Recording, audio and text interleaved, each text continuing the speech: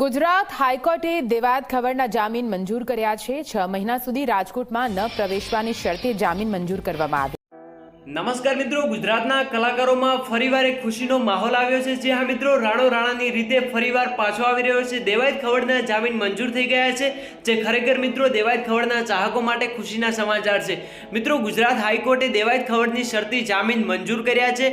72 દિવસ બાદ દેવાયત ખવડ જેલમાંથી બહાર આવશે તો ખરેખર મિત્રો એમનો પરિવાર ખૂબ જ સુખ અનુભવી રહ્યો છે। તો મિત્રો 6 મહિના સુધી રાજકોટમાં પ્રવેશ પર પ્રતિબંધ મુકાયો છે। આ અગાઉ 5 વખત જામીન અરજી નામંજૂર થઈ હતી, કારણ કે મિત્રો રાજકોટમાં દેવાયત ખવડે ક્ષત્રિય યુવાન મયુરસિંહ રાણા ઉપર જીવલેણ હુમલો કર્યો હતો અને એના કેસમાં દેવાયત ખવડ 10 દિવસ માટે ફરાર પણ થઈ ગયા હતા, પરંતુ મિત્રો તેઓ કોર્ટ સમક્ષ હાજર પણ થઈ ગયા હતા। તો મિત્રો હાલ સોશિયલ મીડિયામાં વિડીયો એક દેવાયત ખવડનો વાયરલ થઈ રહ્યો છે, તો ચાલો હું તમને વિડીયો બતાવું અને વિડીયો પસંદ આવે તો પ્લીઝ લાઈક કરવાનું પણ ભૂલતા નહીં।